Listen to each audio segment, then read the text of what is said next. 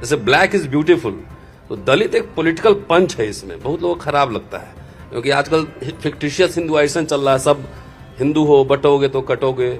हमको बांटा कौन? तो आप कौन सा संविधान लागू करना चाह रहे थे? सीधा सीधा मनुस्मृति। तो ये तो खास तौर से भारत के जनता को सीधा लाइन ड्रॉ करना पड़ेगा। और इसलिए मैं खुल के कहता हूं कि आरएसएस से संविधान को बचाना है, बीजेपी से बचाना है संविधान को। मुफ्त में यूनिवर्सिटी खुले, आईआईटी खुले, मेडिकल कॉलेज खुले, और आज तक मोदी साहब कह रहे हैं कि 5 ट्रिलियन इकोनॉमी हमारा है। तो इतना अमीर हो गए तो शिक्षा महंगी क्यों हो गई सर? लेकिन उनको ये दलित समाज की मैं बार बार इसलिए बात कर रहा हूं कि इंडियन रिपब्लिक अगर गया तो सबसे ज्यादा मार पड़नी है दलित समाज को। क्योंकि मेरे से आजकल जब मैं बोलता हूं तो बहुत लोगों की भावना आहत हो जाती है, बहुत लोगों को कष्ट होता है, और मैं इसी के लिए बोलता हूं। और सीधा सीधा जो बात हुई है उसको मैं एकदम पंच लाइन में कह देता हूं कि भारतीय संविधान को किससे खतरा है? पाकिस्तान से खतरा है? बांग्लादेश से खतरा है? नहीं। इंडियन कॉन्स्टिट्यूशन से निकला इंडियन रिपब्लिक, और इंडियन रिपब्लिक की वजह से दलितों का एक मिडिल क्लास तैयार हुआ। मैं दलित शब्द से मुझे बहुत मोहब्बत है, और इसलिए मोहब्बत है कि मैं जानता हूं ये बोलने से किसको कष्ट हो रहा है, किसको कष्ट हो रहा है। जैसे ब्लैक इज ब्यूटीफुल, तो दलित एक पॉलिटिकल पंच है। इसमें बहुत लोगों को खराब लगता है क्योंकि आजकल फिक्टिशियस हिंदुआइजेशन चल रहा है, सब हिंदू हो, बटोगे तो कटोगे। हमको बांटा कौन? सुधरना किसको है? मुझे थोड़ी सुधरना है। जो सत्ता के शीर्ष पर बैठा है, सुधरना उसको है। तो सीधा और सीधा कहिए, सीधा घुमा फिरा के नहीं। इंडियन रिपब्लिक पे और कॉन्स्टिट्यूशन पर हिंदू राष्ट्रवादियों ने हमला बोला है, और कौन है? वो आरएसएस है। जब संविधान लागू हुआ सबसे पहला विरोध किसका था? संसद के अंदर विरोध नहीं था, संसद के बाहर ऑर्गेनाइजर में जाकर लेख 4 दिन बाद लेख छप गया कि भारतीय मिजाज के हिसाब से नहीं है। तो आप कौन सा संविधान लागू करना चाह रहे थे? सीधा सीधा मनुस्मृति। तो ये तो खास तौर से भारत के जनता को सीधा लाइन ड्रॉ करना पड़ेगा। देखिए, जवाहरलाल नेहरू, अंबेडकर में बहुत सारे मतभेद थे, लेकिन तब भी एक मॉडर्न रिपब्लिक बनाने पे दोनों सहमत थे। जितने पार्लियामेंट में सिंबल बने वो सब बुद्धा से आया, अशोक से आया, अशोक चक्र तमाम। लेकिन ये सिंगल लाने की क्या जरूरत है? वो सिर्फ प्रतीकों का बदलाव नहीं है, वो वैल्यू सिस्टम का चेंज है उसमें। और इसलिए मैं खुल के कहता हूं कि आरएसएस से संविधान को बचाना है, बीजेपी से बचाना है संविधान को, राइटिस्ट फोर्स है, इससे बचाना है। और संविधान खत्म करने की कभी घोषणा थोड़ी होगी, उसके प्रावधान खत्म कर दिए जाएंगे। आखिर ये मिडिल क्लास का फॉर्मेशन इंडियन रिपब्लिक से हुआ है। आप बताइए साहब, भारत जब आजाद हुआ तो भारत एक गरीब मुल्क था। आप भी गांव में पढ़े होंगे, सरकारी स्कूल में, हम भी पढ़े सरकारी स्कूल में। बिना पैसा गरीब मुल्क ने मुफ्त में शिक्षा दी, मुफ्त में यूनिवर्सिटी खुले, आईआईटी खुले, मेडिकल कॉलेज खुले, और आज तक मोदी साहब कह रहे हैं कि 5 ट्रिलियन इकोनॉमी हमारा है। तो इतना अमीर हो गए तो शिक्षा महंगी क्यों हो गई? सरकारी स्कूल बर्बाद क्यों हो गया? पिछले 75 वर्षों में दलित समुदाय के जो लोग नेतृत्व करता रहे, मैं बाबा साहब की बात नहीं कर रहा हूं, उनके बाद के दिनों की बात कर रहा हूं। वर्तमान में कोई नायक अगर मैं दलित समुदाय से ढूंढूं तो वह खरबपति तो हो सकता है, लेकिन वह दलित समाज का नायक नहीं है, ऐसा मुझे लगता है। कम से कम अगर मैं गलत हूं तो उसे संशोधित करिएगा। इसकी क्या वजह है? क्या वजह है कि हमारे समाज में जो लोग सत्ता में पहुंच गए या जो लोग शासन संसाधन युक्त हो गए, उन्होंने अब समाज के अपने ही साथियों को, अपने ही भाइयों को, वो एक नव ब्राह्मण बन के निकल गए। I got your point. एक तो बाबा साहब होना आसान नहीं है जी। जब उनका परिनिर्वाण हुआ तो कर्जदार थे। मैं पुनः उसी पॉइंट पे आता हूं, तब इस पे आऊंगा। जिन्ना में और हिंदू महासभा में क्या अंतर था? मुस्लिम लीग हिंदू महासभा, इन दोनों को एक दूसरे से कोई समस्या नहीं थी, भले तुम अपना ले लो हम अपना ले लो। अंबेडकर ने कभी अलग देश की मांग नहीं की, कहा कि मैं यहीं रहूंगा, समानता, स्वतंत्रता, बंधुता की बात की उन्होंने। और वो आइडिया कहां से आ रहा है?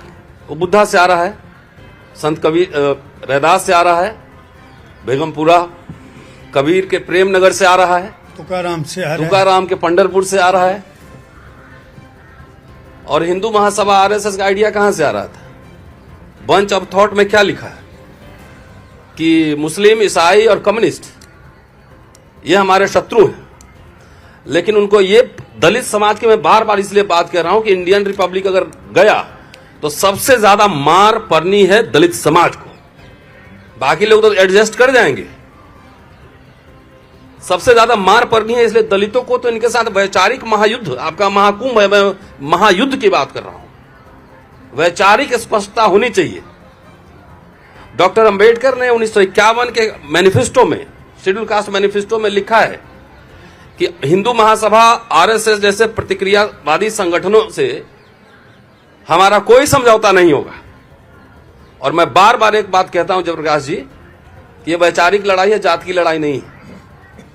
हो सकता है कि आप हमारे पक्ष में हो, हमारे कई साथी हमारे पक्ष में हो, और मेरे घर का भाई ही मेरे विरुद्ध हो, यह भी हो सकता है।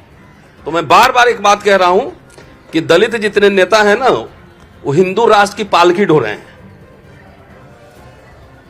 व्यक्तिगत मुक्ति का स्पेस तो ब्राह्मणिकल सिस्टम रहा है। मौर्य कोई क्षत्रिय थोड़े थे, गुप्त कोई क्षत्रिय थोड़े थे, लेकिन राजा बने। व्यक्तिगत मुक्ति का स्पेस हर समय रहा है, लेकिन it was expected from the king to uphold the varnashrama dharma. ये साहित्य ही कह रहा है, संस्कृत साहित्य कह रहा है कि राजा का काम है वर्णाश्रम धर्म की रक्षा करना।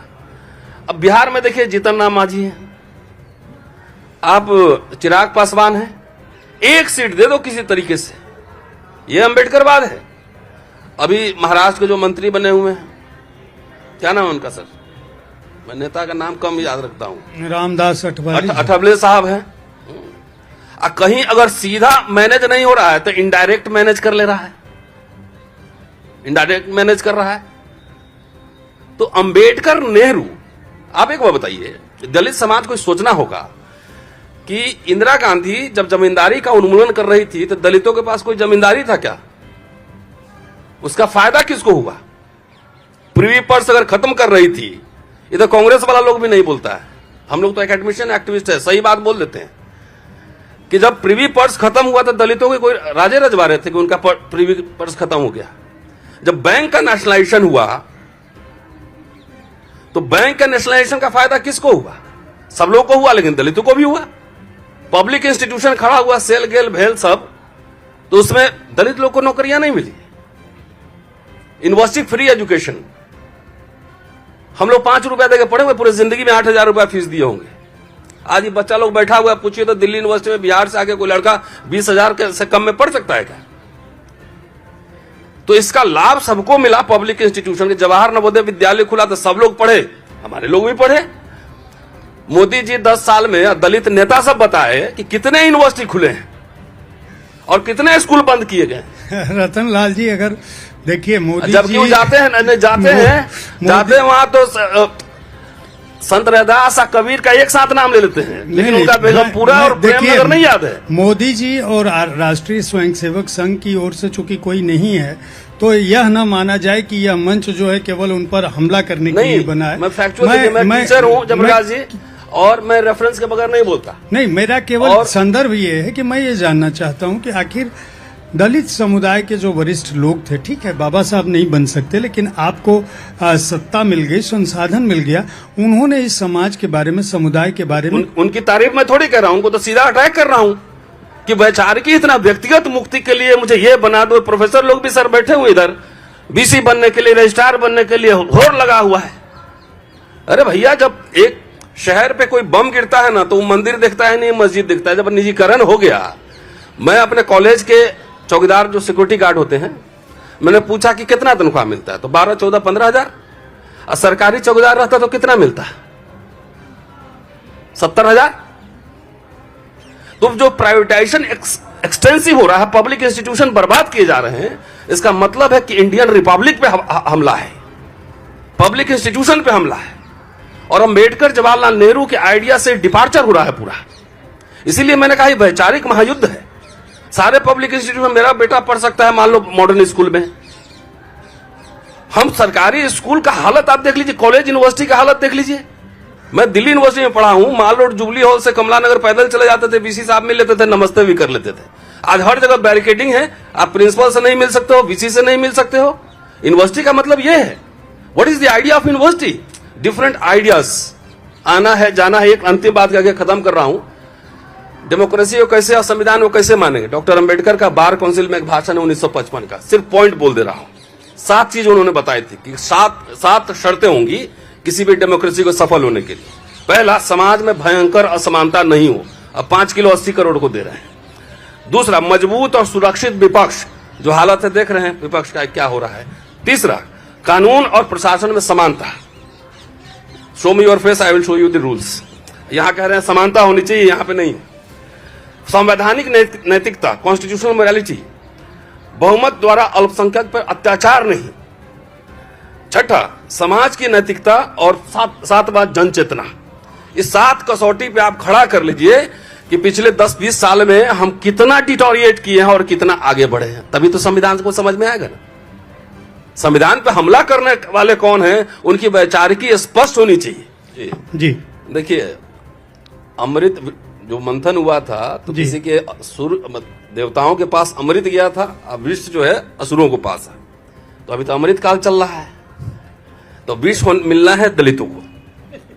अमृत जो पा रहे हैं हम लोग देख रहे हैं। नंबर 1, आप सीधे सीधे हमलावर हैं। मैं जो आ रहा हूं पॉइंट पे, और मैं दलित समाज का आइडिया, पॉलिटिक्स का भी मैं क्रिटिक हूं, ऐसा नहीं हूं कि मैं वहां करता हूं। देखिए, सवाल यह है कि हिंदू राष्ट्र बनेगा तो दलित रहेगा उस बंगले में, लेकिन स्टाफ क्वार्टर में रखने की तैयारी है। पीछे वाला है स्टाफ क्वार्टर में, आगे वाला में नहीं रहेंगे, पीछे वाले उस बंगले में। दलित को सीधा और सीधा पब्लिक इंस्टीट्यूशन बने रहे, इसके पक्ष में खड़ा होना चाहिए। मैं तो कहता हूं भारत के हर नागरिक को खड़ा होना चाहिए, कि उसी से आपकी इंटरेस्ट, आपका सब कुछ, मुक्ति आपका उस रास्ते है। और राइट विंग फोर्सेस से दूर रहना चाहिए पब्लिक इंस्टीट्यूशन। और अनरियलिस्टिक, ब्लैक्स का भी रेफरेंस आया, मैं ब्लैक से ही एग्जांपल देकर खत्म करता हूं अपनी बात, कि दलित लोगों को अनरियलिस्टिक ड्रीम्स में नहीं देखना चाहिए कि हम पीएम बनेंगे, हम सरकार बना लेंगे, उसके बाद हम सब ठीक करेंगे। ब्लैक ने कभी पीएम बनने की लड़ाई नहीं लड़ी, लेकिन ओबामा पीएम बन गए, प्रेसिडेंट बन गए, सॉरी। यहां पे जब से दलितों में नशा चढ़ा है कि हम सरकार बना लेंगे, हुक्मरान बनेंगे, सेम टाइम उठाकर देखिए पब्लिक इंस्टीट्यूशन का प्राइवेटाइजेशन शुरू हो गया है। सेम टाइम एट्रोसिटीज की संख्या बढ़ी हुई, क्योंकि उसको वोट का पावर नहीं है, वैल्यू खत्म हो गया ना, कोई मांगने नहीं जाता है इससे। तो इसलिए दलित लोग को यह बात समझनी चाहिए। University, college, education, last point में कह रहा हूं, कम से कम अटल बिहारी वाजपेयी जब पीएम थे तो स्पेशल कंपोनेंट प्लान है, आप जानते होंगे, schedule caste, schedule tribe special component plan. उन्होंने बजट में सेंटर के खाते में 10.63% और राज्यों के खाते में 11.80%। और अभी 24-25 का बजट देख लीजिए, टोटल बजट है 48,20,512 करोड़। और कंपोनेंट प्लान में कितना आया है, शेड्यूल कास्ट के लिए आया है 1,65,499 करोड़ रुपए, 3.43। ठीक है, मैं रतन लाल जी, आपकी और ट्राइबल का जो 2.74, आपकी बात तो ये जब पैसे नहीं खर्च होंगे तो स्कूल कॉलेज में बच्चा लोग जाएगा कैसे पढ़ेगा। नहीं, आपकी बात को मैं समझ, इसलिए दलितों को इसको बचाने की लड़ाई लड़नी है।